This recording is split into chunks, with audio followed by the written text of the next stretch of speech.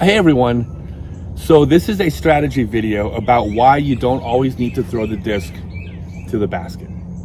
Now this could be a bit counterintuitive because it seems like that's the game, but this is a really common error. A lot of amateur players, but even some very good players are guilty of making sometimes. Here's what I mean. It happens most often with approach shots, usually when you're playing in the woods. A player steps up, they're looking at the only way to get the disc to the basket is to hit a gap in the trees that's missable, right? It's a gap that you're not gonna hit 10 times out of 10. You're gonna hit, well, some number less than that. Keep in mind, the goal in approach shots is not to throw the disc under the basket and drop it in. The goal of the approach shots is to get up and down in 2 throws. Doesn't matter how you do it. If you get up and down in 2 strokes is 2 strokes.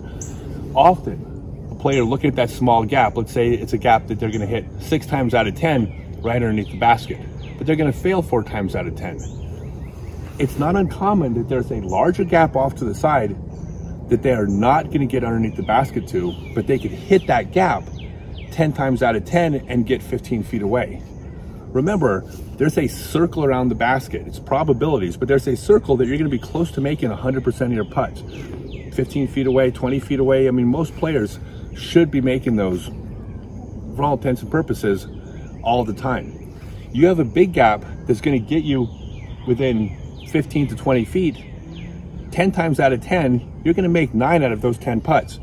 At the end of the day, a shot that gets you up and down in 2 6 times out of 10 versus one that gets you up and down 9 times out of 10 but requires a 15 putt, that putt's better. That is the mathematically correct decision to make every time. Stop thinking of having to throw the pure shot that looks good. What matters is score. Now, this also comes up a lot with drives. That's not quite the same as drives because getting inside the circle on most drives is a good shot. There's more math involved, but this happens all the time when players step up to a shot with the same idea. The way I'm gonna get to the hole is I'm gonna hit this gap through the trees. Now let's take, for example, the same math.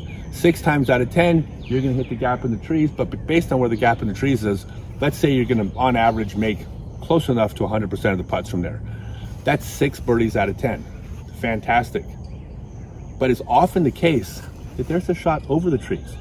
There's a spike hyzer, there's a thumber, there's some ugly shot that clears the trees, doesn't land next to the basket. If it does, it has some funky angle and it kind of squibs around when it gets there, but more often than not, it crashes the trees and dribbles down. That's not pretty.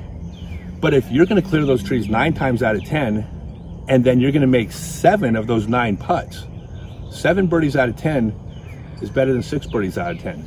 That's the mathematically correct shot.